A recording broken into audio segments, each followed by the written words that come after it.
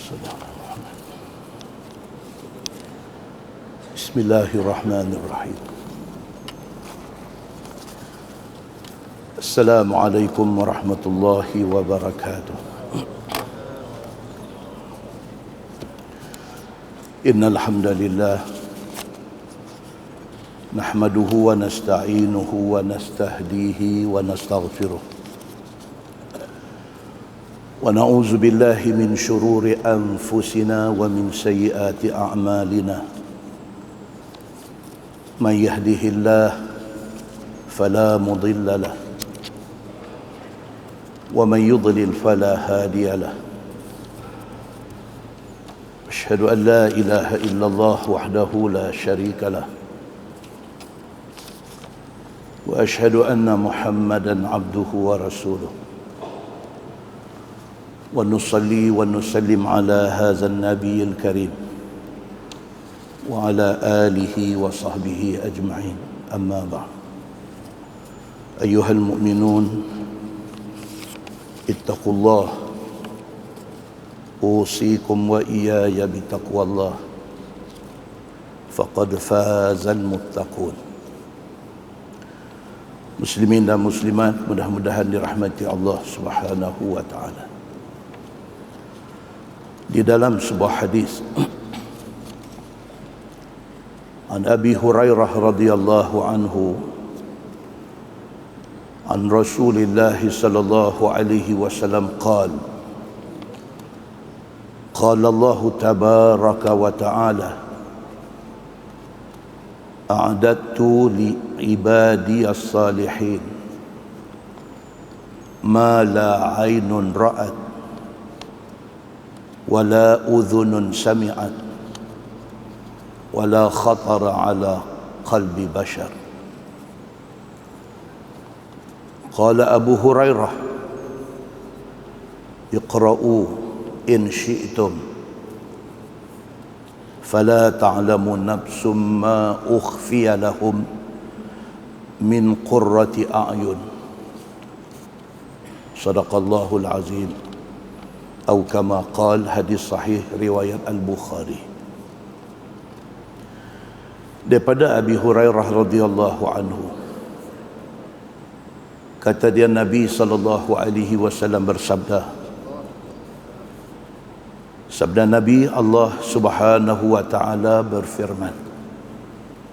Tuan-tuan, ini hadis qudsi. Hadis qudsi ini apa, tuan-tuan? Hadis qudsi ini ialah hadis yang makna dia daripada Allah, tapi lafaz dia daripada Nabi sallallahu alaihi wasallam. Apa beza dia dengan Al-Quran? Al-Quran makna daripada Allah, lafaz daripada Allah.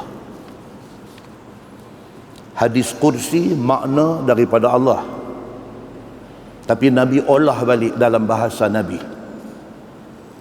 Makna itu mai kepada Nabi sama ada dalam bentuk ilham. Nabi dapat ilham daripada Allah dan Nabi beritahu, dia jadi hadis qudsi. Ataupun dia boleh mai dalam bentuk mimpi yang Allah hantar mai kepada Nabi sallallahu alaihi wasallam. Apa beza dia Al-Quran? Apa beza Al-Quran dengan hadis qudsi? Beza dia, Al-Quran boleh dibaca dalam semayang, hadis qudsi tak boleh.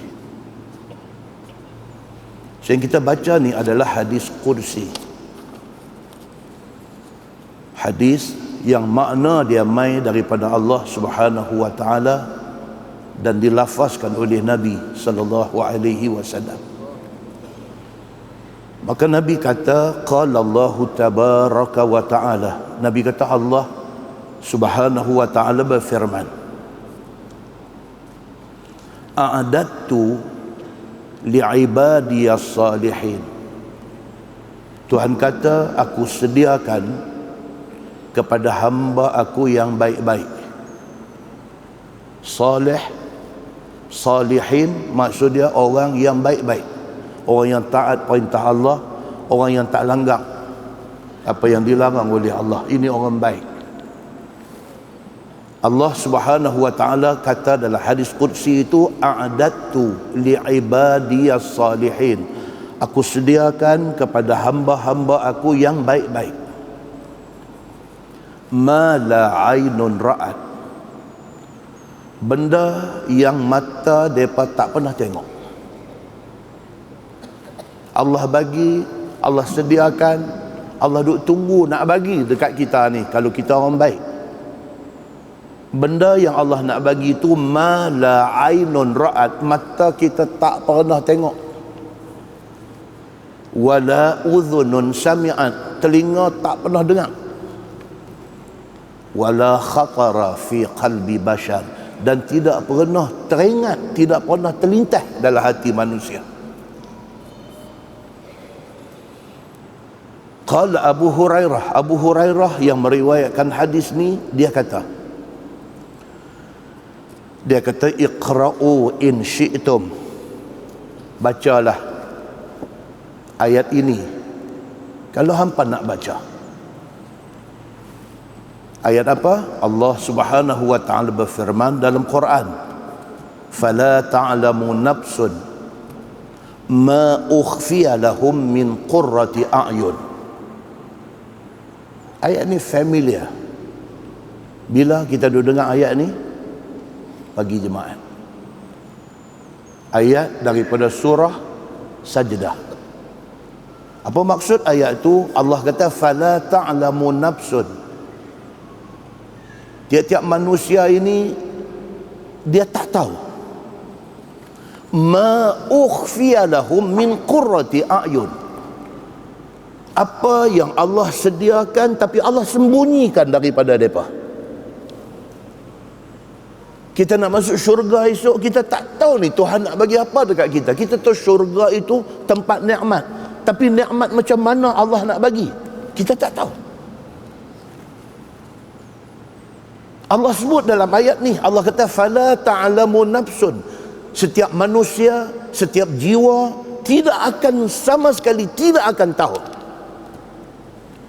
ma ukhfiya lahum min qurrati a'yun, apa yang aku duk simpan, yang aku duk sembunyi, yang aku tak bagi tahu dekat mereka ni. Aku nak bagi satu benda, dan benda ni is a big surprise dekat mereka.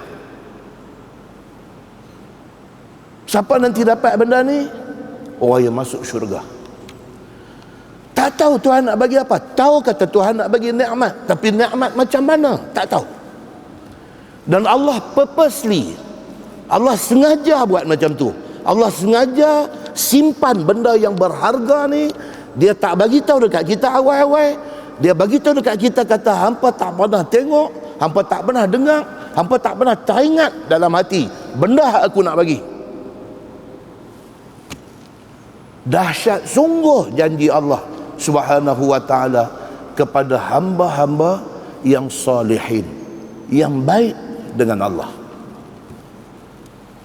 Tuan-tuan muslimin dan muslimat yang dirahmati Allah sekalian, Allah sebut dalam hadis tadi, hadis qudsi tadi, ma la ainun ra'at, dari segi grammar Arab.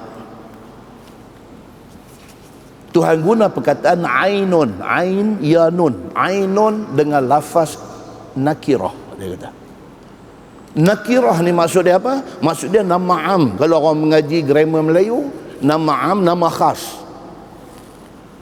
Nama khas ni maksud dia apa? Nama khas kata masjid itu khas, masjid tu ya, masjid lain tak. Tapi kalau kata masjid am, boleh jadi mana-mana masjid.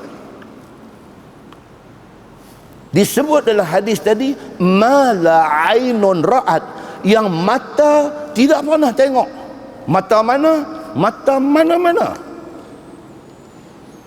Allah tidak spesifik kepada orang tertentu. Sebaliknya Allah kata apa? Ainun, mata siapa pun tak pernah tengok apa yang ada dalam syurga. Dari pemilihan perkataan yang diletakkan dalam hadis tu pun diambil kira oleh Nabi sallallahu alaihi wasallam, kerana lafaz ini daripada Nabi. Tuan-tuan tengok betapa detailnya Al-Quran dan hadis Nabi ini, betapa detail dia. Dia tidak sebut secara sembrono, dia tidak sebut suka-suka, tapi dia sebut tu ada cerita. Kenapa tidak sebut al-ain? Bila ada alif lam, itu ma'rifah, itu nama khas. Tapi tidak pakai alif lam, dia guna ainun, dia guna dalam isim nakirah, dalam nama umum, nama am. Tak tahu, mata siapa pun tidak akan pernah lihat apa yang Allah sediakan dalam syurga. Wala udhunun sami'at, tak ada alif lam. Dan telinga siapa pun tidak akan pernah dengar benda yang dia akan dengar dalam syurga esok. Wala khatara fi qalbi, dia tidak guna alif lam, dan tidak pernah terlintas dalam hati siapa pun benda yang Allah nak bagi di hari akhirat esok. Tuan-tuan muslimin dan muslimat yang dirahmati Allah sekalian, benda cantik, benda sedap, benda yang melibatkan feeling, perasaan, rasa, ini benda-benda yang subjektif. Apa makna subjektif? Maknanya satu orang tak sama. Satu orang tengok satu orang tengok satu perempuan, oh dia kata segak. Tanya dia ni, dia tak tahu apa segak. Satu orang dengan satu orang tak sama. Satu orang tengok, dia kata lelaki-lelaki ni handsome awak, bila dapat bini macam ni. Pada dia, tapi pada suami kawan tu, dia kata bini dia segak sekali. Benda yang tengok, benda yang sedap rasa, perasaan, feeling, ini semua benda subjektif. Tapi yang kata syurga Allah subhanahu wa ta'ala ni, mata siapa pun, telinga siapa pun, hati siapa pun, semua akan kata elok. Dia tidak subjektif, sebaliknya dia memang elok. Demikian yang dikatakan syurga Allah subhanahu wa ta'ala. Kita manusia tuan-tuan, lah orang suka melancong. Ada orang main habang kat kita, dia kata Ustaz mau pergi sekali tengok Grand Canyon. Di mana tu? Kita kata dia kata di Arizona Ustaz, dekat US. Dekat sangat yang abang pun kata.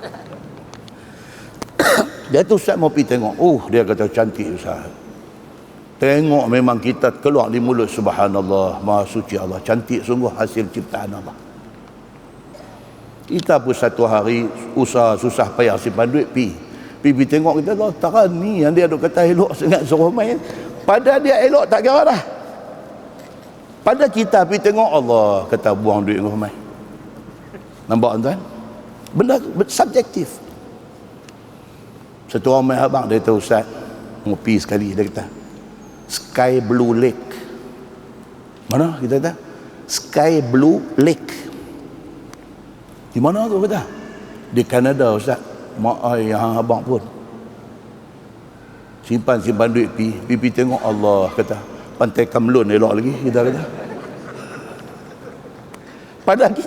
Pada kita Sky Blue Lake ni tak ada apa.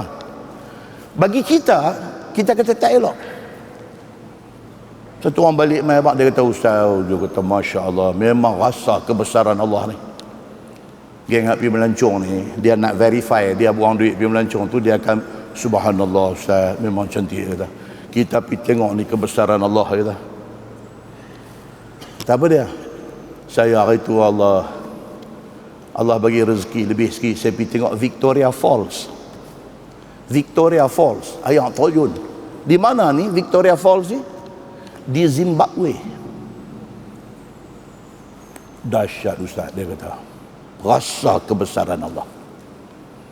Ada seorang pergi Egypt, pergi Mesir, pergi tengok piramid. Dia rasa kebesaran Allah, dia rasa apa, memenuhi hati dia. Kita pergi tengok, kita apa benda lah batu ni yang kata tak sama. Satu orang pergi Maldives. Balik mai dia kata Ustaz, dia kata pergi Maldives Ustaz, ni cerita Langkawi, Ni cerita nak pi Krabi, Phuket, ni semua tak mau Ustaz. Dia kata pergi Maldives Ustaz. Kita pergi tengok Kamlun elok lagi, kita kata. Tapi syurga yang Allah Subhanahu wa taala buat, tidak akan ada satu manusia pun bila dia tengok syurga dia nak kata tak elok. Tak ada, melainkan Allahu akbar, Maha suci Allah, Tuhan Maha besar. Muslimin dan muslimat yang dirahmati Allah sekalian. Demikian kebesaran Allah Subhanahu wa taala dalam menjadikan semua-semua benda ni. Dalam sebuah hadis riwayat daripada Abi Hurairah radhiyallahu anhu, kata dia, anna Rasulullah sallallahu alaihi wasallam qala, lamma khalaqa Allahul jannah qala Allahu li Jibril izhab fanzur ilaiha fazahaba fanazara ilaiha summa jaa faqala Jibril ay Rabb wa izzatik la yasma'u biha ahad illa dakhalaha summa khaffaha bil makarih summa haffaha bil makarih summa qala ya Jibril izhab fanzur ilaiha fazahaba fanazara ilaiha summa jaa faqala ay Rabb wa izzatik laqad khashitu an la yadkhulaha ahad. Kata Abu Hurairah radhiyallahu an, sabda Nabi sallallahu alaihi wasallam, bila Allah siap mencipta syurga, syurga ni makhluk, Allah cipta dia. Allah panggil Jibril, Allah kata dekat Jibril, Jibril izhab fanzur ilaiha.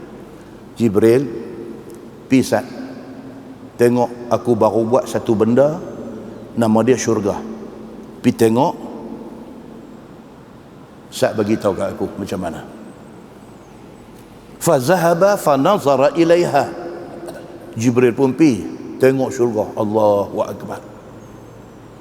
Balik mai menghadap Allah Subhanahu wa taala, faqala ay Rabbi wa izzatik. Jibril kata, ya Allah, demi kemuliaan-Mu ya Allah, la yasma'u biha ahadun illa dakhalaha. Jibril kata, siapa pun kalau dia pergi tengok syurga, dia dengar bunyi-bunyian dalam syurga, dia mesti nak masuk syurga. Summa haffaha bil makarih. Kemudian Tuhan ambil, Tuhan letak di keliling syurga itu benda-benda yang dipanggil al-makarih, makruh. Apa makna makruh? Benda yang Tuhan tak suka, makruh. Makarih maksud dia apa? Benda yang kita nanti tak berkenan, kita nanti tak suka benda tu. Apa dia yang kata benda kita tak suka ni? Apa dia? Semayang. Allahu akbar. Siapa suka tengah duduk syok tidur, 4:30 pagi bangkit ambil air semayang, Allahu akbar, tahajud 2 rakaat? Siapa suka? 10 orang ada seorang suka, 9 tak suka. Itu sebab 10 orang seorang je buat tahajud. Tuhan letak apa di keliling syurga ni? Tuhan letak zakat. Susah payah kerja cari duit, bukan senang nak dapat 1,000, bukan senang nak dapat 10,000, bukan senang nak dapat 50,000, bukan senang nak dapat 100,000, kena keluar zakat. Siapa suka? Susah payah kerja, lepas tu nak bawa keluar bagi dekat orang duit kita. 10 orang, 9 orang tak suka. Kalau boleh tak mau keluar, kalau keluar pun tipu-tipu, kecoh-kecoh. Tuhan letak apa di keliling syurga ni? Tuhan letak puasa. Puasa Ramadan semua orang buat, pasal terpaksa, pasal wajib. Puasa sunat, berapa orang daripada 10 orang, berapa orang puasa Isnin Khamis? Daripada 10 orang, berapa orang puasa Tasu'a, Ashura? Daripada 10 orang, berapa orang yang puasa hari Arafah itu? Orang tak suka. Boleh duduk makan elok-elok, tiba-tiba pergi tahan perut, tak mau makan. Orang tak suka. Allah letak apa di keliling syurga tu? Allah letak haji. Tuan-tuan baca cerita haji baru ni. Dengar kata di Arafah dapat tilam, pakai duk ambil gambar seronok.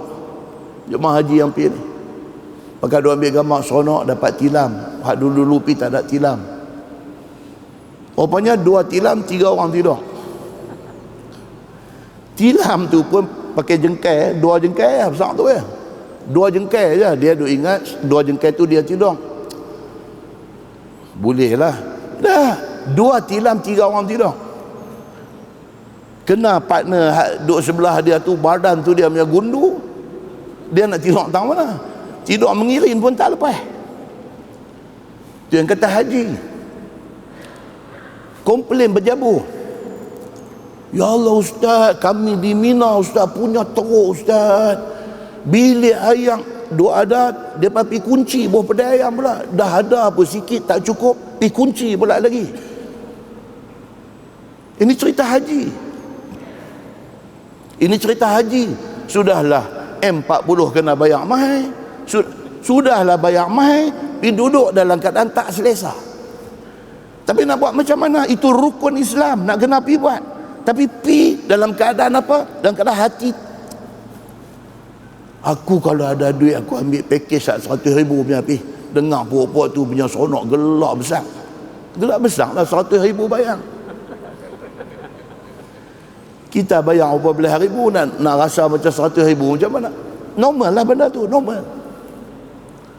Allah letak di keliling syurga tu. Nak dapat syurga tu sakit badan. Buat haji sakit badan, puasa sakit badan, nak semayang malam sakit badan.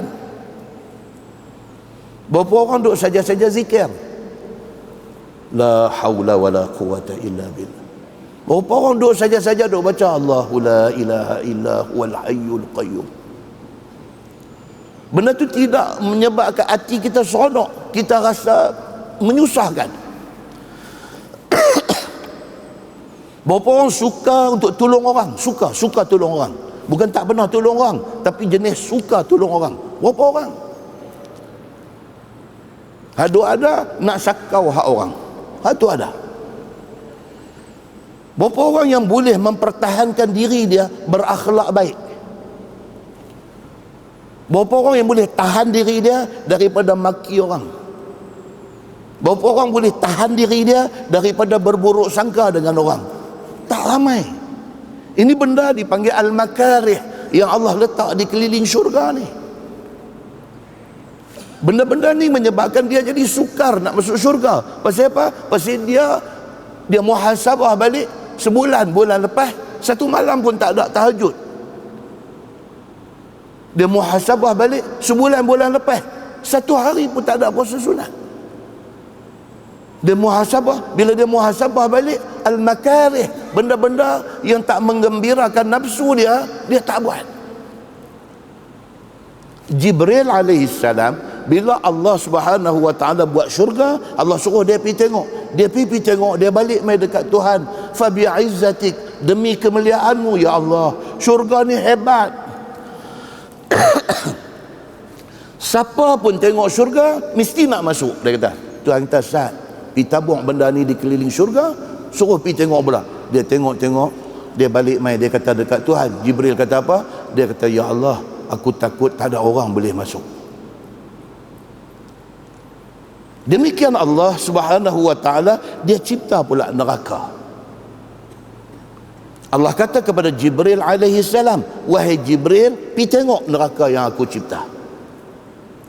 Jibril pi, belum tengok lagi gejolak api neraka, baru dengar sound, baru dengar bunyi neraka saja. Jibril balik mai dekat Tuhan. Dia kata, ya Allah, aku rasa tak ada siapa yang akan mau masuk neraka. Tuhan kata, tak apa Sat, Tuhan pergi tabung di keliling neraka tu, benda-benda yang dengan nafsu ni cantik. Allah letak di keliling neraka tu apa dia? Benda-benda yang menyeronokkan nafsu. Allah letak arak. Allah letak arak. Berapa ramai orang Islam minum arak, tuan-tuan? Berapa ramai orang Islam minum arak? Jangan cakap orang bukan Islam. Orang Islam minum arak lah ni, berapa ramai? Berapa ramai orang Islam yang berzina? Allahu Akbar, tuan-tuan. Satu malapetaka. Baby kecil pergi tinggal di pintu surau waktu subuh. Orang nak main sembahyang subuh, tengok apa bunyi duk kuang-kuik dalam mugis, buka-buka budak, semut duk urung dah. Ni main mana ni? Ini semua hasil zina. Allah letak di keliling neraka tu, Allah letak rasuah. Rasuah. Berapa ramai orang Islam terlibat dengan rasuah, tuan-tuan. Tak ada segan, tak ada silu, tak ada malu, minta rasuah. Nampak hidup senang, nampak hidup mewah, rupa-rupanya dengan duit rasuah. Allah letak di keliling neraka itu, Allah letak duit riba. Berapa ramai orang Islam hari ini yang involve dengan riba. Bukan riba kerana loan rumah, kerana loan kereta saja. Walaupun dah ada pilihan kepada kita nak ambil cara Islam dengan nak ambil cara konvensional, dia pilih cara konvensional. Bukan itu sahaja, tidak cukup dengan itu, pergi terlibat pula dengan skim cepat kaya. Yang skim cepat kaya ni semua berasaskan riba,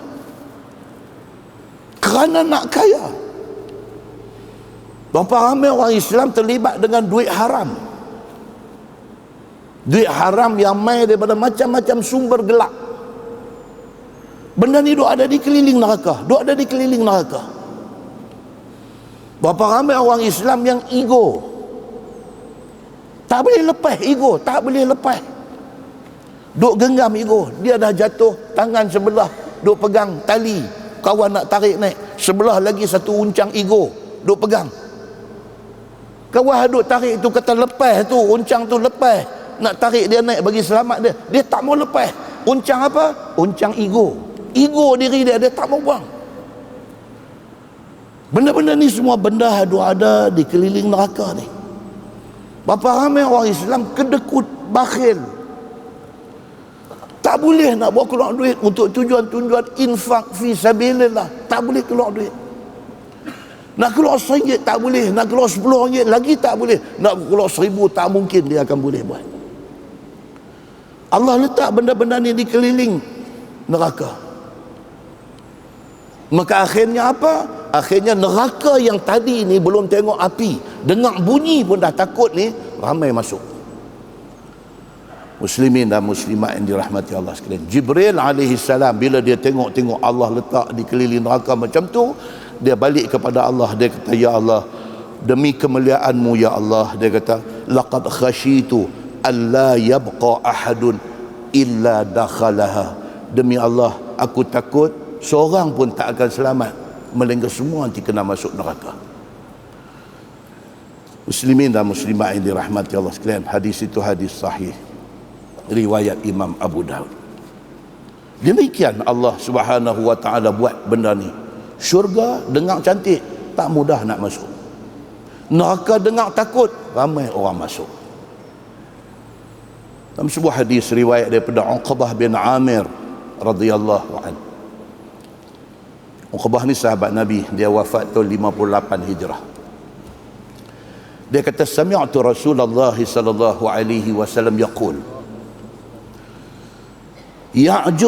ya'jabu rabbuk min ra'i ghanam fi ra'si syadhiyatil jabal yu'adhin bis salah wa yusalli fayaqulu Allahu azza wa jal unzuru ila abdi hadha yu'adhinu wa yuqimu salah wa yakhafu minni qad ghafartu li 'abdi wa adkhaltuhul jannah. Muslimin dan muslimat yang dirahmati Allah sekalian, hadis itu hadis sahih riwayat Imam An-Nasa'i. Kata Uqbah bin Amir, dia kata Nabi SAW bersabda, Nabi kata, ya'jabu rabbuk min ar-ra'i ghanam fi ra'si syadhiyatil jabal. Allah kagum dengan seorang hamba dia yang dia ni bukan siapa-siapa. Dia cuma ra'i ghanam, penggembala kambingnya. Dia bukan orang besar, dia bukan orang popular, dia bukan orang terkenal, dia bukan ulama hebat, dia bukan pemimpin yang disanjung. Bukan. Dia ni Mr. Nobody. Orang tak kenal dia, kambing dia aja kenal dia. Tapi Allah kagum dengan dia. Allah kagum dengan ra'i ghanam ini, dengan penggembala kambing ini. Dia gembala kambing dia di mana? Fi ra'si syadhiyatil jabal, di pergunungan, di kawasan pergunungan. Bawa kambing naik di atas kawasan-kawasan gunung. Tak ada siapa melainkan dia dengan kambing dia saja di situ. Yu'adzinu bis salah wa yusalli.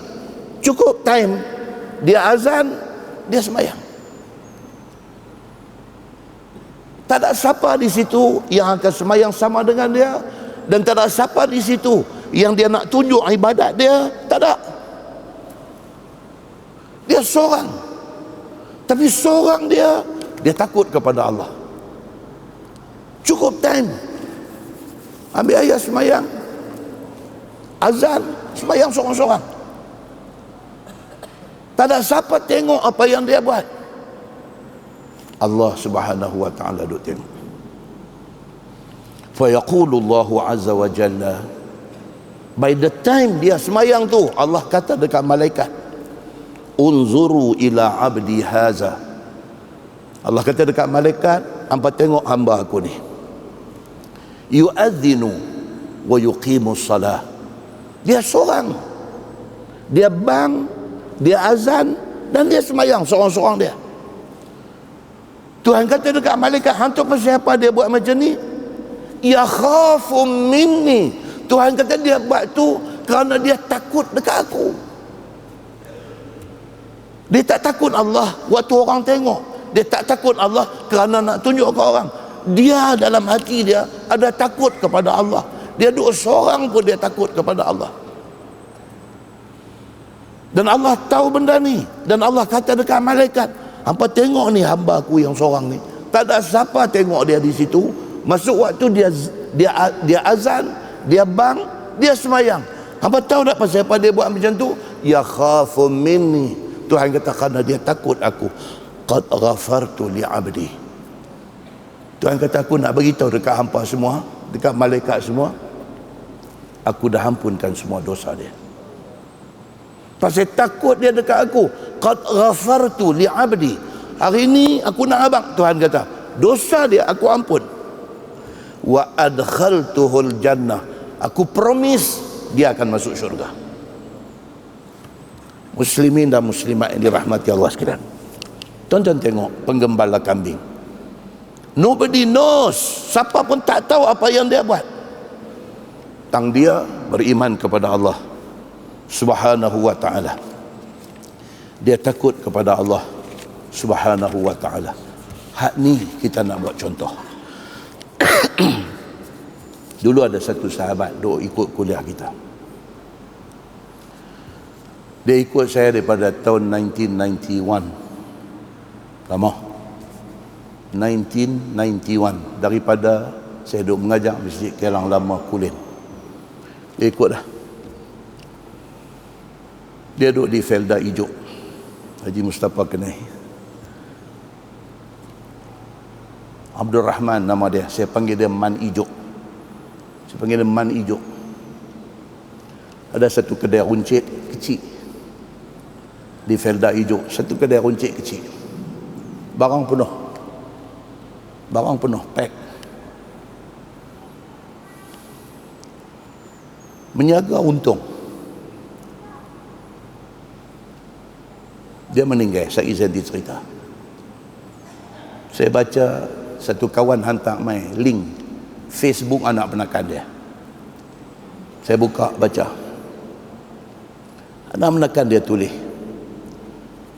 Anak menekan dia tulis di situ, dia kata, Pak Su, bahagialah Pak Su di alam sana. Pak Su orang baik, sentiasa tolong orang susah. Orang miskin, Pak Su bagi kemuliaan. Ibu tunggal, anak yatim, semua Pak Su jaga. Anak menekan dia tulis. Saya baca. Dia satu orang baik, satu Felda hijau kenal dia.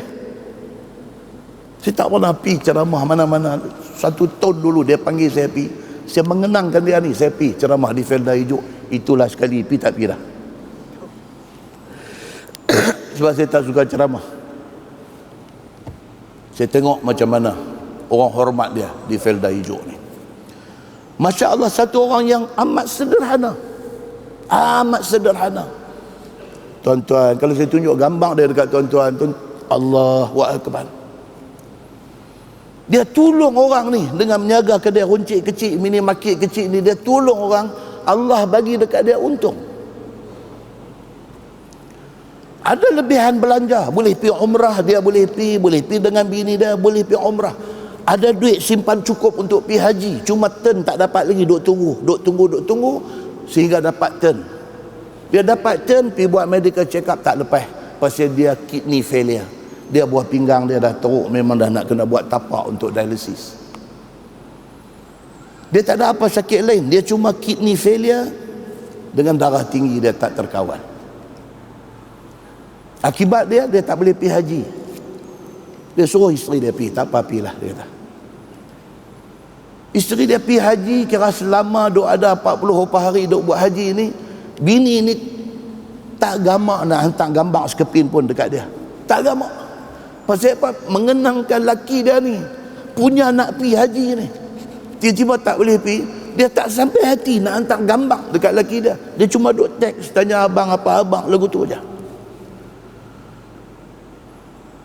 Dia tak pergi. Dia pergi hantar dia apa semua. Okey, habis. Tuan-tuan, muslimin dan muslimat yang dirahmati Allah sekalian. Orang yang cukup baik, subhanallah. Tak cakap banyak. Mai kuliah saya ni mengajar, saya mata suka tengok.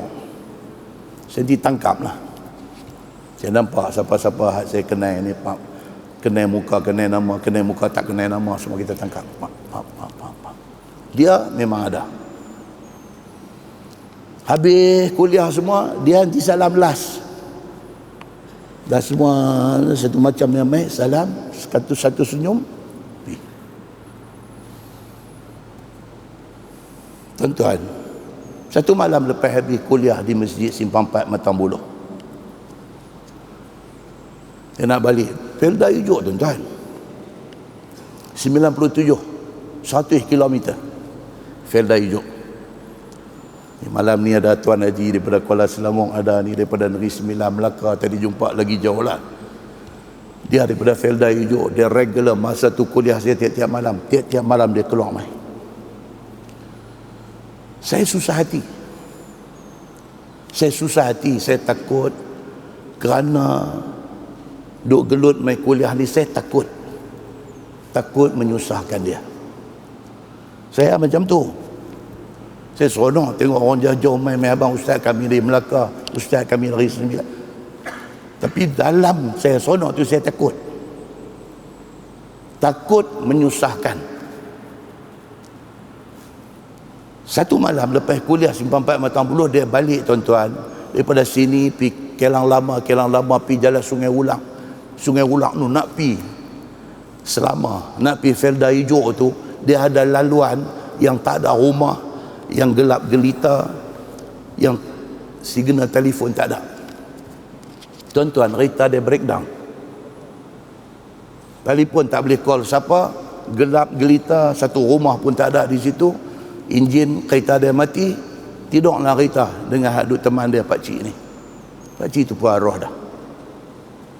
Tidurlah kereta, tunggu cerah esok ada kereta lalu, tahan tumpang, naik jas.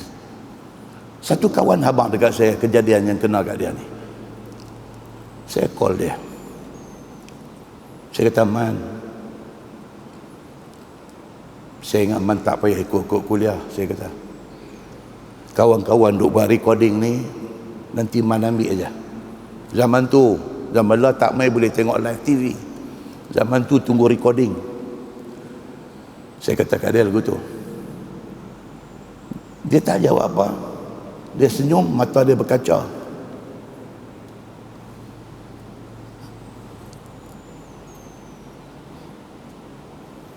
Lepas itu dia balik. Lepas itu saya tak nampak dia dalam kuliah. Tak nampak dia. Saya nak call dia pun saya takut. Sehinggalah berapa lama saya jumpa dia di Taman Krian.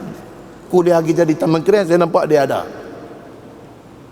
Saya pergi dekat dia. Saya kata, Man, lama tak nampak. Dia kata, Ustaz tak bagi saya main.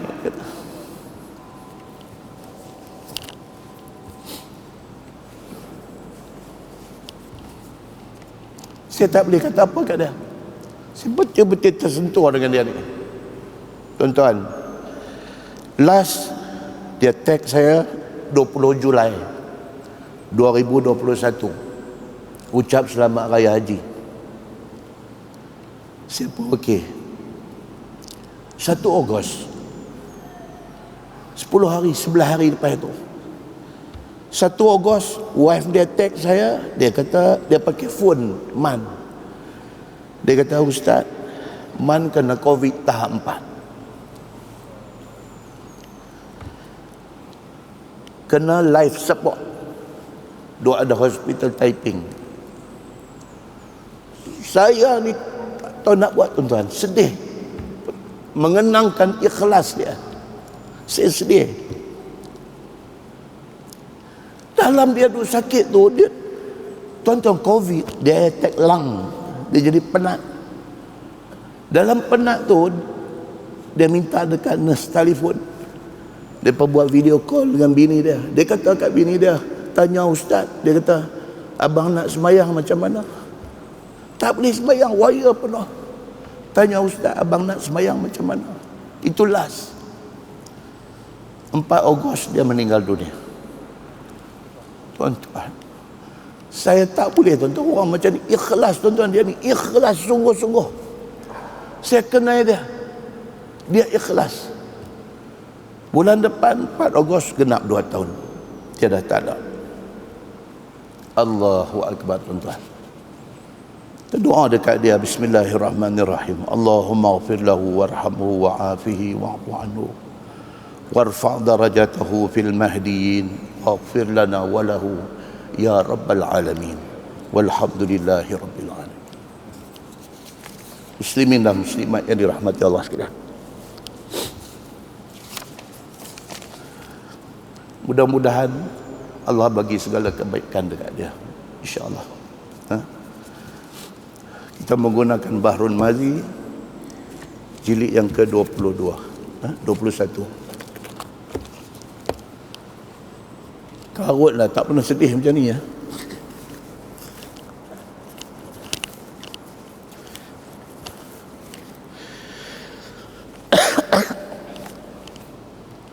Kita sampai muka surat 154. Muka surat 154. Orang mati syahid itu Tuhan bercakap berhadapan dengan dia. Telah berkhabar Jabir bin Abdullah di atas tadi kepada Nabi sallallahu alaihi wasallam yang dirinya dalam duka cita atas kematian bapaknya. Kita masih lagi duk cerita pasal Jabir bin Abdullah, bapa mati dalam perang Uhud. Dia duk sedih lagi atas kematian bapa dia ni. Dia pergi cerita sedih dia kepada Nabi sallallahu alaihi wasallam.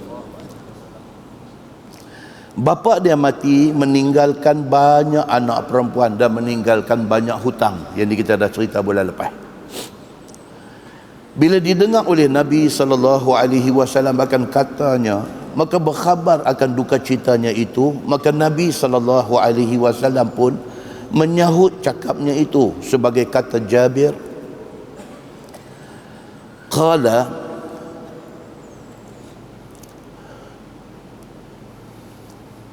afala ubashiruka bima laqiyallahu bihi abak. Sabda Nabi SAW, tak usahlah kamu susah hati tentang bapa kamu, kerana bapa kamu itu adalah setuah-tuah orang yang mati dan sebaik-baik orang. Bila dia ni terlampau sedih atas kehilangan ayah dia, dia pergi habaq dekat Nabi. Nabi kata dekat dia, Jabir, kamu jangan sedih sangat. Bapa kamu orang yang beruntung. Dia bahagia di sana. Atas kebaikan dia, dia bahagia di sana. Maukah engkau aku beri khabar kesukaan dengan apa-apa yang dijumpakan oleh Tuhan dengan dia akan bapamu itu? Nabi kata, Jabir, mau dah aku nak cerita apa yang kegembiraan yang bapa kamu tengah dapat di sana tu? Kemudian daripada telah mencapai ia akan nama mati syahid itu. Bapa hang ni bahagia dah di sana. Pasal apa? Pasal dia mati syahid. Hang nak tahukah apa Tuhan bagi kat dia lah ni? Bila didengar Jabir akan sabda Nabi SAW yang demikian itu, maka sudahlah datang ingin dalam hatinya nak mendengarnya. Apakah gerangan yang diperolehi oleh bapaknya itu? Qal qultu bala ya Rasulullah. Kata Jabir, berkata aku kepada Nabi SAW, bahkan ya Rasulullah, khabarkan kepada aku khabaran yang menyukakan ayah aku di sana. Dia kata dekat Nabi, cerita mai apa yang ayah aku dapat di sana kerana mati syahid dia tu. Apakah gerangannya ya Rasulullah? Maka sahut Nabi SAW, qal ma kallamallahu ahadan qat illa min wara'i hijab. Sabda Nabi SAW, tidak bercakap Allah dengan siapa pun sekali-kali melainkan daripada sebalik dinding. Allah tidak pernah bercakap dengan mana-mana makhluk secara berdepan, melainkan kalau Allah bercakap ni tak nampak.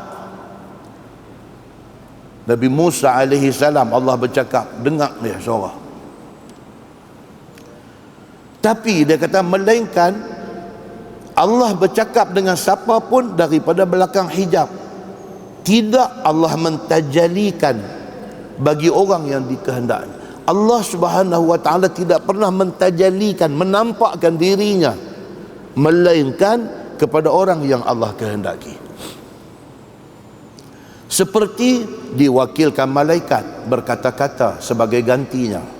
Nabi terima wahyu, malaikat yang main, jumpa malaikat saja, atau diilhamkannya ataupun lainnya, ataupun kalau malaikat tak main pun main dalam bentuk ilham.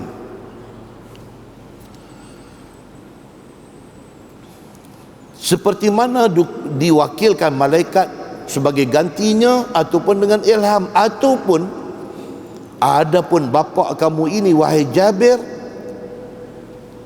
tidak pun bercakap dengan dia di belakang dindingnya, tapi bapa kamu, Nabi kata dekat Jabir, Allah tak bercakap di sebalik hijab. Sabdanya, wa ahya abaka fakallamahu kifahan. Dan dihidupkan Allah akan bapa kamu, maka berkata-kata Allah dengan bapa kamu itu kifahan, hal keadaan berdepan. Special yang Allah bagi kepada bapa Jabir bin Abdullah ini. Muslimin dan muslimat yang dirahmati Allah sekalian, yang kata syahid ni, mati syahid ni dahsyat tuan-tuan. Anugerah Allah kepada orang yang mati syahid ni dahsyat. Dalam sebuah hadis riwayat daripada Abi Hurairah radhiyallahu anhu, kata dia, qala Rasulullah sallallahu alaihi wasallam, ma ta'uduna syahid fikum. Qalu ya Rasulullah man qutila fi sabilillah fahuwa syahid. Qala Nabi sallallahu alaihi wasallam inna syuhada'a ummati idhan la qalil. Qalu faman hum ya Rasulullah? Qala Nabi sallallahu alaihi wasallam man qutila fi sabilillah fahuwa syahid wa man mata fi sabilillah fahuwa syahid wa man mata fi at-ta'un fahuwa syahid wa man mata fil batni fahuwa syahid, atau kama qala, hadis sahih riwayat Imam Muslim. Satu hari Nabi sallallahu alaihi wasallam tanya sahabat, Nabi kata, hampa tahu tak ma ta'uduna syahid fikum? Hampa tahu tak yang kata mati syahid tu lagu mana? Nabi tanya sahabat. Sahabat kata, ya Rasulullah, man qutila fi sabilillah fahuwa syahid. Sahabat kata, mati syahid ni siapa yang pergi involve dalam perang lawan dengan musuh Allah, syahidlah. Qal, Nabi kata, inna syuhada ummati idhan la qalil. Nabi kata, kalau lagu tu umat aku ada ramai-ramai ni yang dapat peluang mati syahid sikit lah, tak ramai lah. Orang yang pergi terlibat dalam perang sabilillah sahaja yang dapat syahid, lain pada tu tak dapat syahid. Kalau macam tu tak ramai lah orang yang berpeluang dapat syahid. Qalu faman hum ya Rasulullah? Sahabat kata, kalau lagu tu macam mana lagi yang dikatakan syahid? Yang kami faham syahid tu ialah orang yang terlibat dalam perang sabilillah, itu syahid. Ada lagi kan lain punya dipanggil mati syahid? Qal, sabda Nabi sallallahu alaihi wasallam, man qutila fi sabilillah fahuwa syahid. Satu macam yang hang kata, betul. Siapa mati dalam perang lawan dengan musuh Allah, dia mati syahid, itu betul. Wa man mata fi sabilillah fahuwa syahid. Tapi siapa yang mati dalam dia duduk sabilillah, bukan perang sabilillah, dia buat apa-apa benda kerana Allah, maka dia juga syahid, Nabi kata. Contoh apa dia? Belajar. Dia pergi belajar kerana Allah.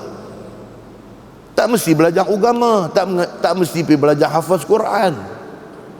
Dia belajar engineering, dia belajar medik, tapi niat dia apa dia? Aku belajar ni kerana Allah, esok aku nak berkhidmat untuk umat Islam.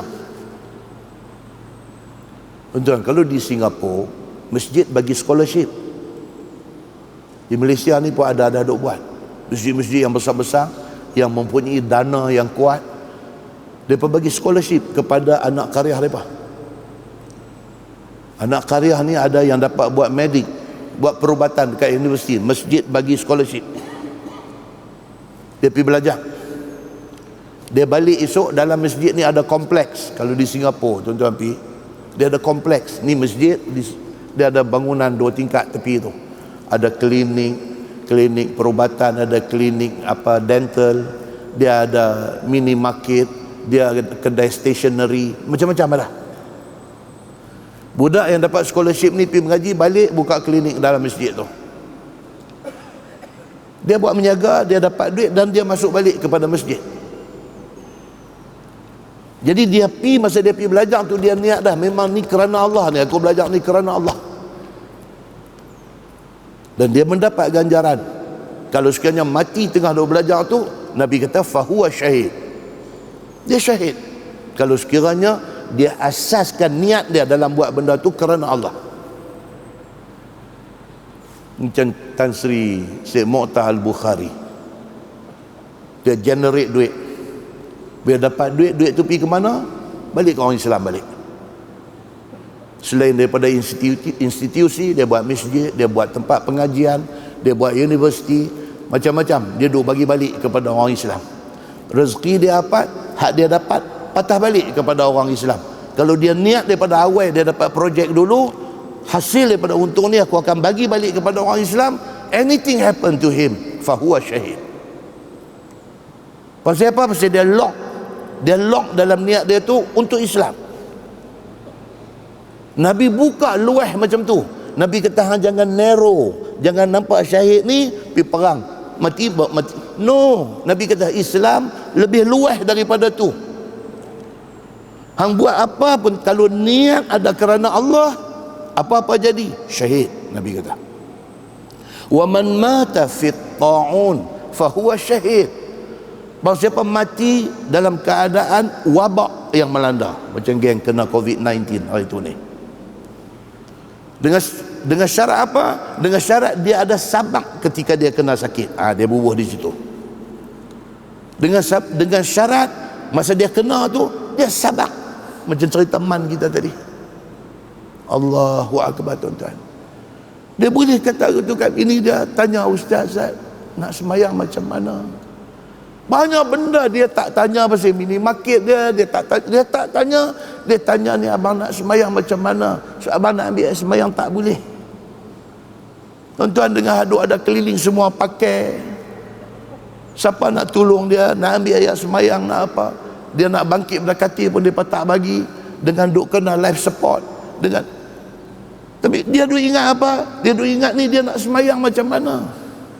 Tuan-tuan, begitu sekali manusia yang hati dia dengan Allah ni cantik.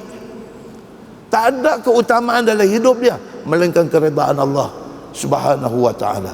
Bang siapa yang mati dalam keadaan wabak yang begitu, fahuwa syahid. Nabi kata syahid dia ni dengan syarat apa dia? Dia redha dengan ujian wabak yang menimpa dia. Wa man mata fil batni fahuwa syahid. Bang siapa yang mati kerana sakit yang melibatkan perut dan badan dia. Lah banyak tuan, lah banyak. Dalam badan kita saja ni berapa macam kanser ada. Kanser kolon, kanser usus perut, kanser rektum. Usus perut tu satu boleh kena kanser. Ujung usus perut tu, tempat najis nak keluar tu rektum. Tang tu pun boleh kena kanser. Allahu akbar, tuan-tuan. Apa punya penyakit duk ada dalam dunia hari ini. Ada lung, paru-paru, lung cancer, kanser paru-paru, rokok tak isap, apa tak isap, kena kanser paru-paru. Liver, hati, kena kanser hati.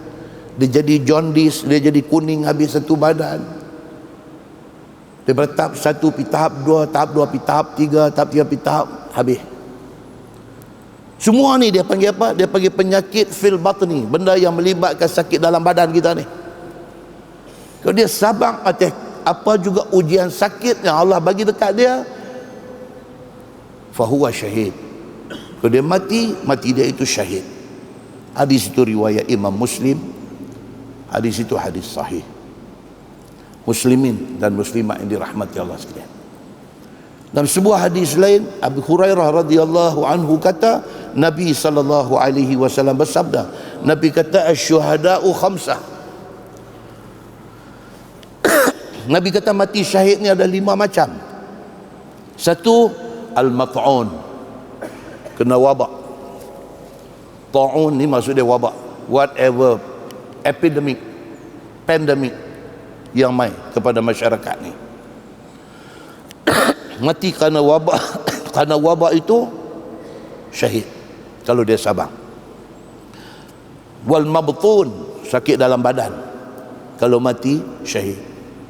Wal gharik, mati lemah kepala ayam. Kita dah tengok dalam TV 10 sekali kena. Gharik dia panggil, mati tenggelam, mati lemah, syahid. Wa sahibul hadmi, mati runtuhan bangunan.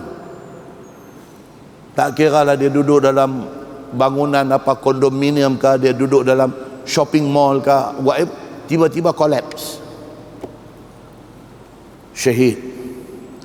Wa syahid fi sabilillah, dan satu yang semua orang tahu dalam perang sabil, itu juga syahid. So Imam An-Nawawi Dia bahagi ke syahid ni kepada 3. Satu, dia kata syahid dunia akhirat. Apa dia? Mati perang. Perang melawan musuh, mati. Itu dia panggil syahid dunia akhirat. Syahid jenis ni tidak dimandikan dan dikafankan dengan pakaian darah dia. Dunia akhirat. Cantik dia ni, macam bapa Jabir yang kata nama Abdullah tadi. Syahid dunia akhirat. Yang kedua, syahid akhirat sahaja. Yang ni apa dia? Orang yang mati wabak, mati lemah, mati timpa bangunan, mati, ini semua dia panggil syahid akhirat sahaja. Kalau dia sabar masa dia kena tu, akhirat Allah bagi satu ekstra pahala dekat dia. Tapi mayat dia macam mana? Kena urus macam biasa. Mandi, kapan, sembahyang macam biasa. Imam An-Nawawi buah 3. Dia kata yang satu lagi apa dia? Dia kata syahid dunia saja. Dia kata syahid dia ni syahid dunia saja. Contoh dia apa? Kata Imam Nawawi, dia ni ikut perang, dalam perang sabilillah dia ikut perang. Something wrong sudah jadi dekat dia, macam yang jadi kepada satu sahabat Nabi radhiyallahu anhu. Satu sahabat Nabi, dia ni masuk perang dan dia ni nampak sangat agresif dalam perang ni. Nampak tak tahu takut, nampak berani, nampak dia duduk di depan, dia marah ke depan menghadapi musuh.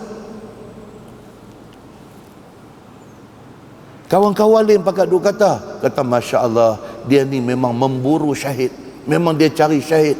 Nabi kata apa? Nabi kata dah, dia ni ahli neraka. Nabi kata Allahu Akbar.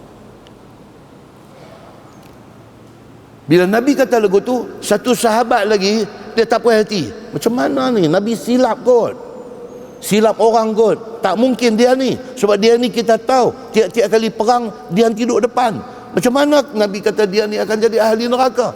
Dia ni pergi ikut, dia jadi shadow kepada kawan ni. Mana kawan ni pergi, dia ikut.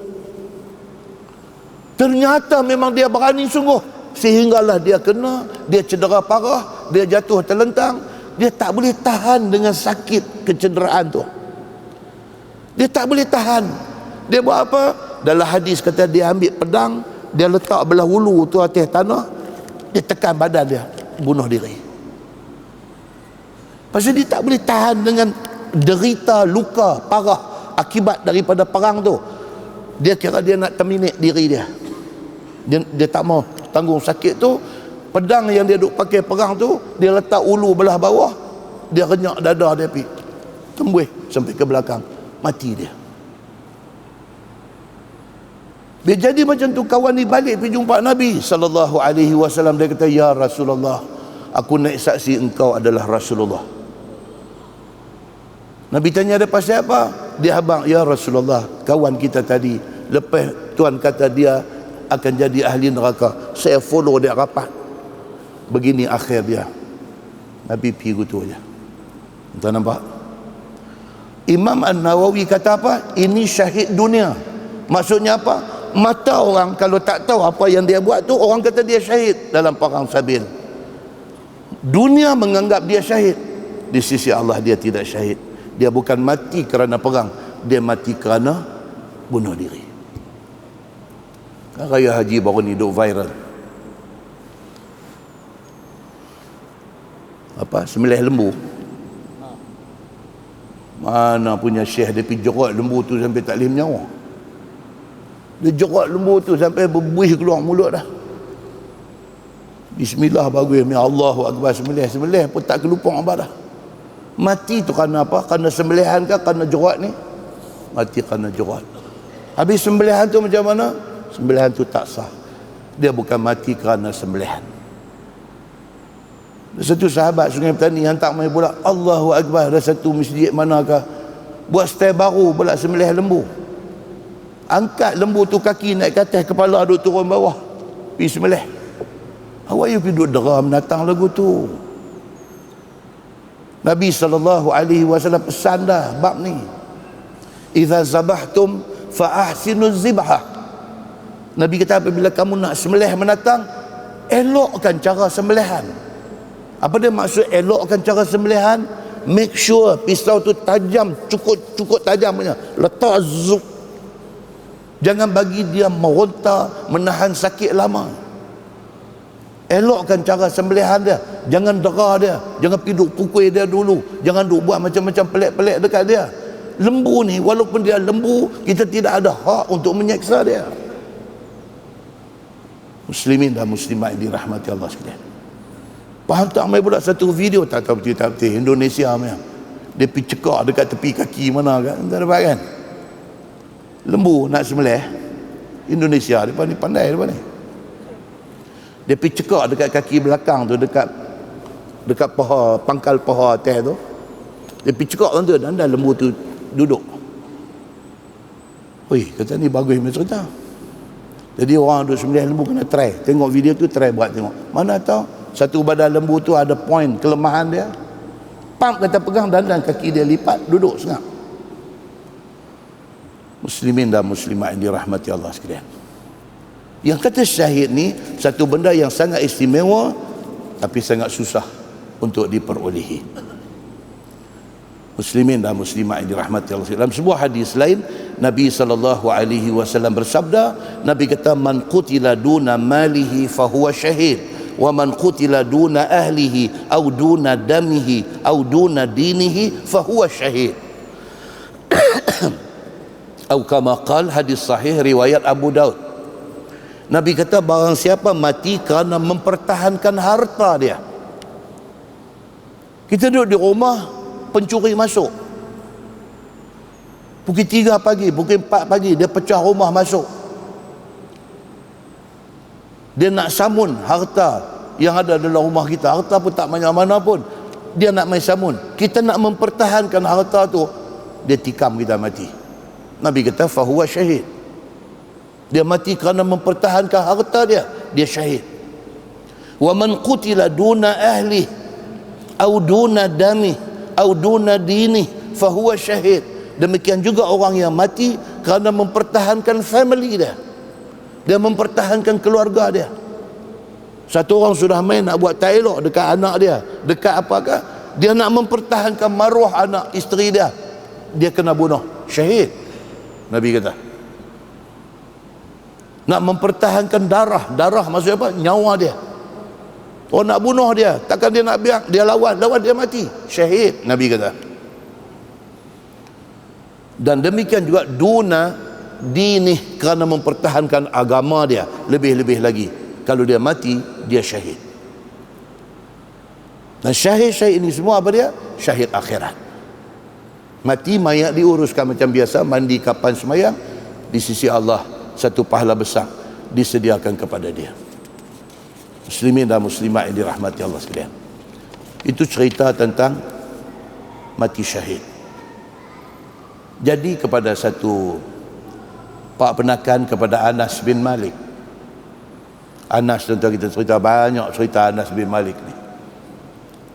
Nabi hijrah mai ke Madinah, dia budak kecil lagi. Mak dia pergi jumpa Nabi, Ummu Sulaim ni. Dia kata, ya Rasulullah, saya tak ada apa nak bagi. Saya bukan orang ada harta, apa pun tak ada. Saya ada anak kecil ni. Ambillah, bagi jadi khadam Nabi. 9 tahun, 10 tahun. Dia jadi khadam Nabi, Anas bin Malik. Dia ada pakcik seorang. Nama pakcik itu pun Anas juga, Anas bin Nadar. Dia Anas bin Malik, pakcik dia Anas bin Nadar. Pakcik dia ni ketika berlaku perang Badar, pakcik dia tak ikut atas sebab yang tertentu.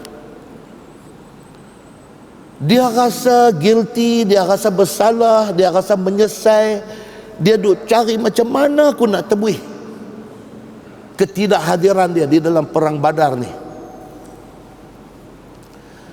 Lalu Anas bin Nadar ni, pakcik kepada Anas bin Malik ni, dia kata apa? Dia kata, la in ashhadanillahu ma'an nabi sallallahu alaihi wasallam la yarayanna Allahu ma ajidu. Dia kata, kalau Allah bagi dekat aku peluang kedua, kalau lepas ni ditakdirkan ada lagi satu perang, dia kata aku pasti akan join dan Allah dan Rasul akan tahu apa yang aku akan buat. Tak ikut pergi perang tu, dia janji dia akan tebus kesalahan dia. Kita ni bukan takat miss perang, miss kuliah entah apa. Tak, orang Melaka mai, orang Negeri Sembilan mai, orang Putrajaya mai, orang apa mai, kita duduk sebelah tak mai. Tolong abang kat orang ya, pahala abang kat orang ya. Malam ni jangan lupa kita mesti payah pada kuliah. Orang hak dia abang mai, dia tak mai. Lalu cari dia tak ada. Pokok dia, "Oi, hang datang lah." Ai tak arai malam ni. Arai. Tak ada apa. Muslimin dan muslimat yang dirahmati Allah. Belum ajak pergi perang. Ajak pergi perang, dia kata tak boleh, saya tu yang ni semua satu list panjang dia bagi, tak boleh pergi. Alasan tak boleh pergi. Anas bin Nadar miss perang Badar. Dia terus berjanji, dia kata kalau aku dapat second chance, dapat peluang yang kedua, dia kata Allah dan Rasul boleh tengok apa aku nanti buat. Nak tebus ni pasal miss perang Badar. Jadi perang Uhud, perang yang kedua, perang Uhud. Apa kata dia? Dia kata, Allahumma inni a'tadhiru ilaika mimma sana'a haula, yakni al-muslimin. Dia kata, ya Allah, on behalf kawan-kawan aku minta ampun kepadamu ya Allah. Pasal apa? Perang Uhud. Sebahagian sahabat Nabi tak dengar cakap Nabi. Mereka turun daripada bukit, akhirnya musuh ambil alih bukit dan mereka semua kena. Dia ni on behalf sahabat-sahabat yang engkar arahan Nabi ni, dia kata dekat Tuhan, dia kata ya Allah, bagi pihak kawan-kawan yang engkar ni, dia kata aku minta ampun kepadamu ya Allah. Wa abra'u ilaika mimma jaa bihil musyrikun. Dan dia kata ya Allah, aku berlepas tangan daripada orang-orang kafir yang menyerang ni, dia kata. Fataqaddama bisayfihi, dengan pedang di tangan dia randuk pergi. Walaupun sahabat-sahabat ni duk kena dalam perang Uhud, dia dengan satu pedang dia randuk pergi. Falaqiya Sa'd bin Mu'az, dalam dia duk pergi cari musuh tu, jumpa dengan Sa'ad bin Mu'az. Siapa tuan-tuan Sa'ad bin Mu'az ni? Jangan lupa, hari tu punya sampai nak keluar Hong Kong punya doa abang. Sa'ad bin Mu'az ni siapa tuan-tuan? Allahu Akbar. Nabi kata apa? Nabi kata Sa'ad bin Mu'az ni dia mati bergegar arash. Nabi kata apa? Nabi kata Sa'ad bin Mu'az ni kena himpit kubur sekali ya, lepas tu lepas. Kalau Sa'ad bin Mu'az pun kena himpit kubur, Sa'ad lain tak usah kata apa lah. Tuan-tuan, Anas bin Nadar duk masuk dalam perang ni, jumpa dengan Sa'ad bin Mu'az ni. Faqala, dia kata, aina ya Sa'ad, inni ajidu rihal jannah duna Uhud. Anas bin Nadar ni dia kata apa dekat Sa'ad bin Mu'az?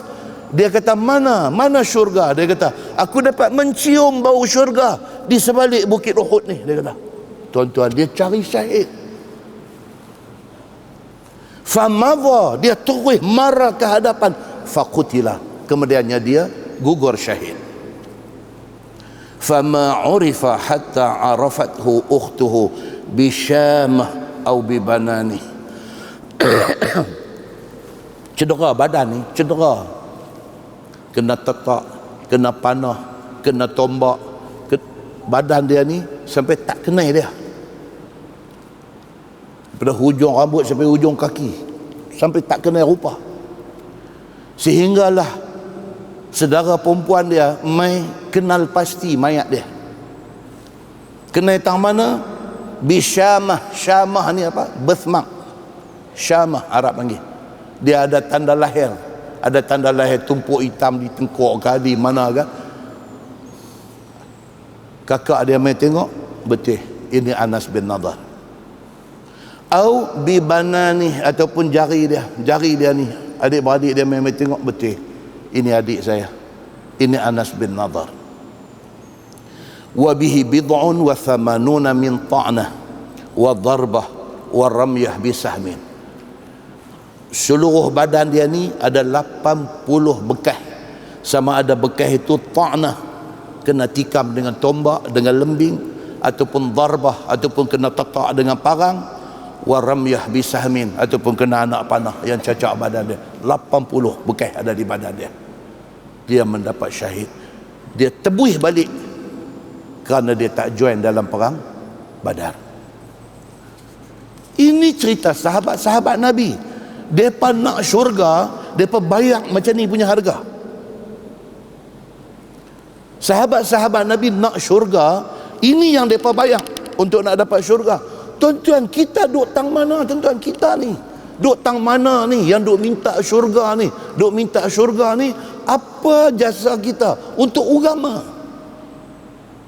Kita hidup dengan sentosa, dengan senang lenang, dengan duit ringgit, dengan keluarga, kita cukup selesa.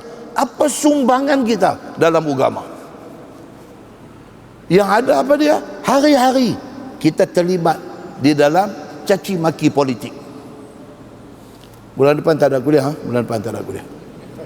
Tak tanya arah ni, tak tanya bulan lepas tanya, boleh tak tanya pasal apa?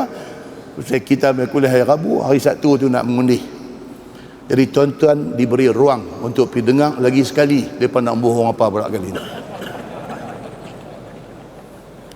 Kan? Pasal yang tu dia kira dah kemuncak tu. Tinggal berapa hari lagi kan. Saja pergi dengar. Dengar, bohong lagi sekali. Hari tu dah kata dah benda ni, tak buat pun. Pergi dengar. Muslimin dan muslimat yang dirahmati Allah sekalian. Di mana kita berbanding dengan para sahabat Nabi ridwanullah alaihim ajma'in. Baik. Jadi dia kata apa? Dia kata bercakap Allah Subhanahu wa taala dengan seorang sekali-kali melainkan di belakang dinding. Allah tidak pernah bercakap dengan mana orang pun melainkan di sebalik hijab. Tetapi bapa kepada Jabir bin Abdullah, Allah bercakap dengan dia kifahan, secara berhadapan. Masalah berkata Allah Ta'ala dengan berhadap-hadapan, maka ini satu perkara yang mendatangkan iskal pada fikiran kita. Iskal maksudnya apa? Muskil. Kita jadi muskil.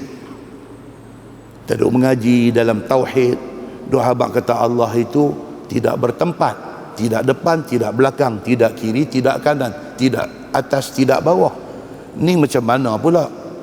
Bapa Anas bin Malik, Nabi kata dalam hadis yang sahih, bercakap dengan Allah berhadapan. Maksudnya macam mana? Itu menjadi satu iskal, dia kata. Jadi satu muskil. Kerana ini satu perkara yang mendatangkan iskal pada fikiran kita. Kerana bahawasanya Allah Ta'ala itu tidak mempunyai pihak. Tidak kanan, tidak kiri. Tidak depan, tidak belakang. Tidak atas, tidak bawah. Dan bagaimana pula pada hadis ini menunjukkan ada bagi Tuhan itu pihak hadapan. Iaitu berkata-kata ia dengan orang mati syahid itu dengan berhadap-hadapan. Ini macam mana? Dia kata. Ini muskil, dia kata. Benda ni tuan-tuan jadi tajuk berkelahi satu Malaysia lah ni. Benda ni jadi tajuk berkelahi. Penat tuan-tuan, penat kita pergi masjid duk dengar ustaz ni duk maki geng satu lagi sebab dia aliran ni, kau tu aliran dia duk maki. Sekali dengan cop mata hedai kata sesat. Allahu akbar tuan-tuan. Ini perbezaan school of thought, perbezaan aliran pemikiran, perbezaan manhaj. Bukan baru, bukan lah ni, bukan 10 tahun lepas, bukan 100 tahun lepas. Sejak daripada berakhirnya zaman salaf 300 tahun selepas wafat Nabi, start dah benda ni. Apa hal yang kita hari ini nak pergi ambil port, nak pergi ambil side, nak bergaduh dengan side lagi satu? Apa hal? Apa yang kita dapat? Kita menambah perpecahan dalam kalangan dunia Islam. Kita berpecah parti, kita berpecah politik, kita berpecah lagi dalam soal-soal. Duk sembang pasal Allah ni duk atas aras ni macam mana. Duk sembang yang tu. Allahu Akbar tuan-tuan. Ini isu apa? Ini isu di antara school of thought, di antara aliran pemikiran salaf dan khalaf. Salaf maksudnya apa? Lama. Apa maksud salaf? Salaf adalah the first 3 generasi selepas Nabi. Zaman Nabi 100 tahun. The first 300 tahun ni Ini dipanggil salaf. Apa hal dengan salaf ni? Salaf ni dia berpegang kepada nas Al-Quran dan hadis Nabi. Dia tak mau piduk takwil, tak mau piduk tafsir macam-macam. Ini salaf punya pendirian. Salaf ni dia baca ayat Quran ayat 10 surah Al-Fath. Allah kata innama yubayi'una Allah yadullahi fawqa aydihim. Tangan Allah di atas tangan mereka. Allah ada tangan ke? Macam ni punya benda. Itu ayat Quran. Baik. Allah ada tangan ke? Baik. Golongan ulama salaf dia ambil pendirian apa? Dia kata oleh kerana Quran sebut tangan, kita sebut tangan. Tapi sudah tentu tangan Allah tak macam tangan makhluk. Tak macam tangan makhluk. Laisa kamitslihi syai'un. Tidak ada seumpama satu pun dengan Allah ni. Allah lain, tak sama dengan makhluk. Habis itu tangan. Oleh kerana Allah sebut tangan. Jangan piduk tafsir macam-macam. Dia kata Allah sebut macam tu, kita sebut macam tu, tetapi tangan itu bukan macam tangan makhluk. Itu pendirian ulama salaf. Betul tak betul tuan-tuan? Betul. Dia selamat. Dia ambil jalan selamat. Dia takut saat lagi piduk takwil tangan tu dengan makna apa, kalau tak betul macam mana. Dia takut, maka dia mengambil pendirian tak mau takwil. Islam berkembang daripada Mekah, Madinah, keluar pergi negara-negara Arab. Daripada negara Arab dia keluar sampailah kita di Kepala Batas ni. Sampai orang Islam ni berata dunia ada. Yang orang Islam di kemudian hari ini bukan orang Arab. Tak boleh nak faham bahasa Arab yang betul lagi lah. Dan benda ni menimbulkan kekeliruan di kalangan sebahagian orang Islam. Timbul keliru. Bila dia baca ayat Al-Quran kata yadullah fawqa aydihim, tangan Allah di atas tangan mereka, automatik dia faham kata Tuhan ada tangan. So ulama khalaf yang selepas daripada 300 tahun ni, dia takut saat lagi ni hak Islam daripada kalangan orang-orang yang tak cukup faham ni, takut saat lagi dia pergi ingat Tuhan ni macam makhluk. Maka ulama khalaf ni kata apa? Dia kata no, sebenarnya Allah tak ada tangan macam kita, dia kata, tetapi maksud tangan itu ialah kuasa Allah mengatasi kuasa kita. Okey tak takwil yang dia buat? Okey tak? Okey, tak ada masalah apa. Karena dia nak menyelamatkan sebahagian orang yang tak ubah cerdik ni daripada salah faham sehingga dia duk ingat Tuhan macam makhluk. Maka takwil ini dipegang oleh golongan khalaf. Kita letak benda tu di situ, habis. Mai zaman kita ni kita habang lagu tu ya. Kita kata ayat ni dia panggil ayat-ayat yang mutasyabihat. Ayat mutasyabihat ini ada dua school of thought, ada dua aliran pemikiran. Hak satu salaf dia tafsir macam ni, ini khalaf dia tafsir macam ni. Dua-dua pun mudah-mudahan tak salah. Abang lagu tu ya. Jangan ustaz nak mengajak ni pi tambah teh, pi duk kata tuan-tuan jaga-jaga dengan golongan lah ni. Golongan ni makin melampau lah ni. Depa ni dulu dia duk cucu api nak bagi orang marah. Akhirnya bergaduh di antara dua aliran ini.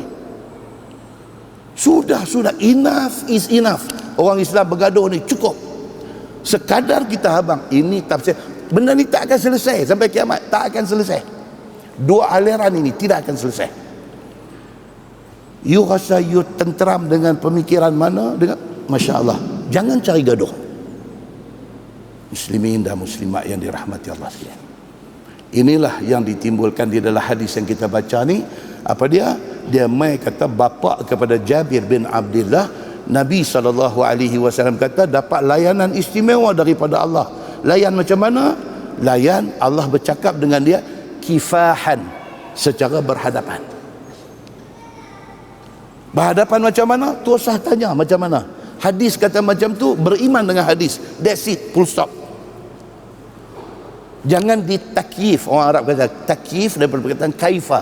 Kaifa duk tanya macam mana, depan macam mana, duk berhadap macam mana. Tu usah tanya. Sebab soalan ni tanya pun tak akan selesai masalah. Bukanlah daripada dulu. Benda ni dah pun jadi isu. Muslimin dan muslimat yang dirahmati Allah. Sedih tuan. Lu tengok, saya kuliah tak banyak lah ni.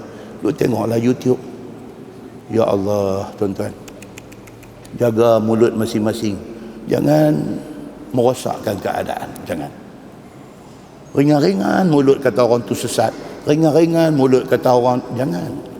Kita pun tak tahu kita nak jadi macam mana. Jangan kita sesatkan orang muda-muda. Muslimin dan muslimat yang dirahmati Allah sekalian. Nah, wallahu a'lam. Lepas ni insya-Allah kita akan masuk. Lepas ni tu maksudnya bukan bulan depan lah. Lepas ni insya-Allah kita akan masuk tajuk juga yang kontroversi. Tajuk yang akan datang ni cerita roh. Betul ke roh duk balik rumah? Ni tajuk akan datang. Betul ke roh balik rumah? Betul ya Ustaz? Betul ke apa? Mak ayah kita hak meninggal ni malam Jumaat dia duk balik. Betul ke roh balik rumah? Tajuk yang akan kita tengok berdasarkan hadis Nabi sallallahu alaihi wasallam dan ayat Al-Quran pun ada sebut. Nak menceritakan tentang betul tak betul yang kata roh ni duk balik ke rumah. Baik.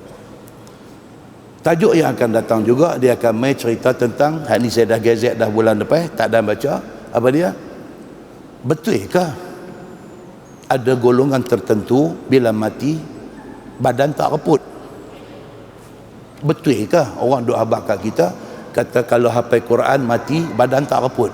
Betul ke orang duk habaq kat kita kata orang mati syahid badan tak reput? Saya ingat dan baca tak dan cerita man hijau panjang tadi. Kan? Betul ke? Dia akan buat main satu kejadian berlaku. Dua kejadian akan datang punya ni. Dua kejadian. Satu Jabir ni tak habis lagi cerita dia. Jabir bin Abdillah bila pak dia mati syahid dalam perang Uhud, oleh kerana mati ni ramai 70 orang nak ke bumi macam mana, dikebumikan dalam satu liang ramai-ramai. Macam hari inilah orang mati satu keluarga insiden kereta depa korek liang besar tu buah mayat ramai. Tu pun dia ada perbincangan dalam agama semayang mayat. Macam di Mekah Madinah tu semayang sampai 10 mayat. Tu nak siapa nak duduk depan sekali, siapa second third depan imam tu. Dia ada cerita dia. Dia ada cerita dia. Dia cerita tanam dalam satu kubur ramai-ramai ni. Boleh tak boleh? Ada tak dibuat pada zaman Nabi? Jabir bin Abdullah ni pak dia tanam sekali ni, kita nanti beritahu dengan siapa, satu kubur dengan bapa dia. Dia tak puas hati. Jabir ni dia nak pak dia diberi sesuatu yang eksklusif. Tak mau duk ramai-ramai ni. So Jabir ni dia pergi jumpa Nabi. Jabir bin Abdullah ni pergi jumpa Nabi. Dia kata, ya Rasulullah, saya tak tenteram lah duk fikir bapa saya duduk dalam kubur ramai ni. Boleh tak saya nak keluar bapa saya pergi duduk asing? Nabi kata okey. Hadis yang akan datang ni dia akan jadi banyak perbincangan hukum. Boleh tak boleh dah tanam korek balik? Tu perbincangan hukum. Okey. Semua tu. Nabi kata okey. Dia pergi korek. Jumpa mayat pak dia selepas 6 bulan dikebumikan. 6 bulan. Korek. Subhanallah, macam baru dikebumikan kemarin. Tubuh dia intact. Orang putih kata intact, duk pejal macam baru tanam. Jadi dia mai perbincangan yang akan kita bincang insya-Allah esok ni. Adakah itu boleh dibuat dalil mengatakan orang mati syahid tubuh dia tak akan reput? Adakah itu boleh dijadikan dalil? Itu perbincangan. Okey. Tahun 46 Hijrah ni kuliah akan datang. Tahun 46 Hijrah semasa pemerintahan kerajaan Bani Umayyah ketika Muawiyah bin Abi Sufyan jadi khalifah. Rupa-rupanya yang kita duk pergi umrah, kita duk pergi ziarah Uhud. Okey. Kita tengok tu medan syuhada Uhud tu. Satu kawasan dia berpagar apa semua. Di situlah mayat bapa saudara Nabi Hamzah bin Abdul Muttalib, semua ada situ. Rupanya mereka tu dulu, masa mati dulu tak ditanam di situ. Kita akan tengok cerita dia akan datang. Mereka ditanam di belakang Jabal Rumah. Jabal Rumah, tuan-tuan tahu, hak pasukan pemanah duduk panah dalam perang Uhud tu, yang kita rabat naik, dia ambil gambar lukis. Jabal Rumah, belakang Jabal Rumah. Tuan-tuan perasan ke tak, belakang Jabal Rumah tu dia ada satu wadi. Dia ada satu wadi, satu kawasan oasis, kawasan air, yang hari ni kalau kita pergi tengok tak ada air, tak ada. Tapi tuan-tuan balik sekali, tuan-tuan Google tengok video 3 Januari 2023, Januari baru lepas, 3 Januari 2023. Hujan lebat di Madinah pada masa tu, tiba-tiba kepala air mai, dia jadi macam satu sungai air deras di belakang Jabal Rumah tu. Benda tu jadi pada zaman Muawiyah jadi khalifah. Tiba-tiba hujan lebat mai, dia lalu di belakang kawasan Jabal Rumah itu, sedangkan di situ ada kubur syuhada Uhud. Maka Muawiyah perintahkan supaya dibongkar kubur tu semua, pindah ke tapak hari ni. Mereka dulu tanam belakang Jabal Rumah, dibawa mai ke depan ni. Atas sebab apa dia? Hujan dan menyebabkan kubur-kubur itu terbongkar. 3 Januari 2023 baru ni, sekali lagi dia mai kepala air tu, dia mai jadi macam satu sungai air deras di belakang Jabal Rumah tu. Itu kawasan wadi. Kita akan beritahu apa nama wadi itu, dan ada berapa wadi dalam Madinah ni. Dan tiap-tiap wadi ni dia ada cerita dia, ada hadis dia. Dia ada nama Wadi Buthan, dia ada nama Wadi Aqiq, dia ada macam-macam nama. Wadi Buthan itu ada kejadian Nabi pergi buat apa tu. Wadi Aqiq ada satu cerita Nabi pergi buat apa di situ. Semua sabit daripada hadis yang sahih. Benda-benda macam ni tuan-tuan kita tahu bukan apa. Esok bila kita pergi umrah, kita sampai di situ, benda ni connected. Dia klik masuk. Kita tengok tempat tu, dia connect dengan hak kita mengaji di masjid ni. Dia connect. Kita tengok balik sana, kita tahu, oh sini dulu rupanya tempat tanam syuhada Uhud. Baru pindah mai balik ni. Oh tani dulu jadi satu kawasan irrigation, kawasan pengairan, kawasan saliran di sini. Oh, baru kita tahu ada wadi yang masuk ke Madinah itu, sumber dia mai daripada Taif. Daripada Taif. Dia turun mai, dia sampai masuk Madinah, sampai dia pergi lalu di belakang Universiti Islam Madinah. Ada anak tuan-tuan ada yang mengaji di Madinah, belakang Universiti Islam Madinah tu kawasan wadi Aqiq. Lintih jalan Universiti Madinah tu istana Governor Madinah. Semua dapat ambil view wadi ni. Dan apa kena mengenal Wadi Aqiq ini dengan Nabi SAW, sehingga dipanggil dia selain daripada Wadi Aqiq, dipanggil juga Wadi Mubarak. Pasal apa? Siapa yang suruh panggil wadi itu Wadi Mubarak? Oh tuan-tuan, Mekah, Madinah, especially Madinah lah, Nabi duduk situ lama. Allahu Akbar, tiap-tiap jengkai bumi dia ada cerita. Dulu Saudi dulu dia agak konservatif. Dia tempat-tempat apa yang ada historical punya tempat ni, yang ada cerita-cerita sejarah ni, dia tak bagi pi. Pasal apa? Dia takut lagi orang hak pi ni pergi buat khurafat, buat benda pelik. Dia tak bagi pi. Saya pergi umrah bulan 1 hari tu, jadi lain. Saudi hari ni sudah jadi lain. Tempat-tempat yang ada cerita, dia reconstruct. Dia buat balik. Kawasan tu kata dulu ada satu telaga nama Bi'ru Ghars misalnya. Telaga Ghars. Oh hari ni dia hantar kontraktor pergi construct balik tempat tu, bubuh nama dan tahu. Rupanya ada cerita di sini. Apa cerita dia? Hadis itu dhaif. Tapi satu hadis, dia bukan palsu. Nabi ada pesan dekat Sayyidina Ali. Nabi kata, kalau aku wafat esok, ambil air daripada telaga Ghar sini, mandikan aku. Kita tak pernah tahu pergi umrah berapa kali, pergi haji, kita tak pernah tahu. Hari ni dia construct balik, bila kita pergi, kita trace balik, rupanya ada dalam hadis cerita benda ni, which is very good.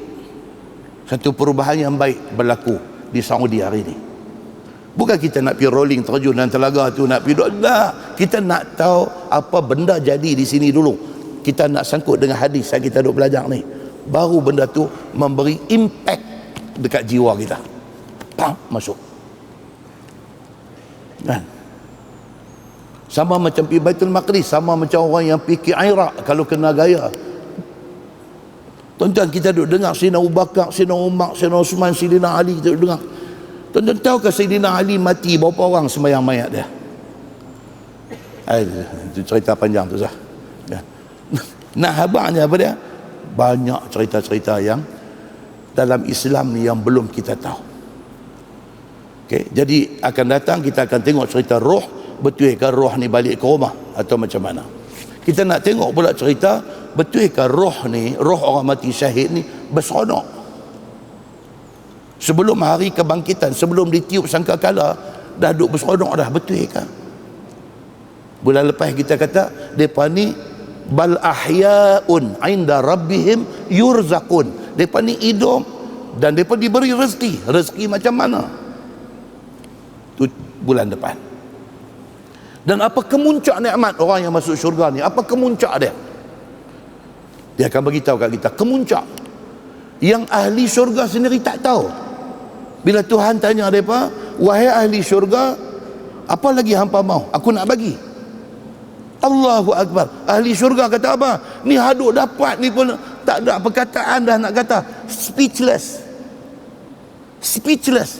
Tak ada perkataan dah nak kata ni. Kami tak sangka ni semua hak kami dapat dalam syurga ni. Ada lagi kah yang lebih istimewa daripada ni? Tuhan kata ada. Apa dia yang istimewa tu? Dia timai dalam kuliah yang akan datang, insya-Allah. Lepas itu baru dia akan masuk satu topik baru tu. Cerita pasal apa? Pasal zakat. Bukan hadis nak cerita nak bayar 2.5% ke mana, no. Bukan hadis tu. Tapi hadis ni nak bagi kita berkenalan dengan satu makhluk Allah yang bernama Syuja'ul Aqra. Betul ke cerita Syuja'ul Aqra ni? Syuja' ni makna dia berani. Tapi syuja' yang dimaksudkan dalam hadis yang akan datang ni ialah ulang. Orang Melaka kata ulau. Seperti tadi ada orang Melaka kena sebut ulau. Ulang ni, tuan-tuan. Allah jadikan syuja', ulang ni sebagai bahan seksa kepada orang yang tak mau nak bayar zakat. Yang kita duduk dengar ni kata masuk kubur ada Syuja'ul Aqra. Betul ke ada hadis cerita dalam kubur ada Syuja'ul Aqra? Itu satu bab pula. Kadang-kadang kita ni tuan-tuan cerita duk main ni betul dengan tak betul ni dia sama banyak. Betul dengan tak betul. Mana nak tahu betul, mana nak tahu tak betul? Betul apabila ada hadis yang menceritakan. Tak betul ni dia main daripada cerita hikayat 1001 malam. Ada bercampur. Jadi mengaji ni nak bagi clear, nak bagi nampak hak mana satu yang sumber dia daripada hadis Nabi sallallahu alaihi wasallam. So kuliah akan datang juga, insya-Allah kita akan berkenalan dengan makhluk Allah yang bernama Syuja'ul Aqra. Aqra ni maksud apa, tuan-tuan? Aqra, alif qaf ra ain, Aqra maksud apa? Maksudnya botak head, kepala botak. Ulang tu kepala botak, memang ulang semua botak, mana ulang ada rambut, tapi dipanggil ulang tu ulang kepala botak. Allahu Akbar. Jadi ini pun satu cerita kat nanti nak tengok so ni. Mudah-mudahan Allah bagi manfaat kepada kita yang hadir pada malam ni, dan mudah-mudahan Allah jadikan majlis kita ni diberkati Allah dan selamat mengundi kepada orang yang terlibat dengan mengundi ni. Dan jangan lupa dengar apa depa nak mohon kita lagi. Tertangguh dengan tasbih kafarah dan suratul Asr. Subhanakallahumma wa bihamdika, asyhadu an la ilaha illa anta, astaghfiruka wa atubu ilaik. Bismillahirrahmanirrahim. Wal 'asr innal insana lafi khusr illa allazina amanu wa 'amilus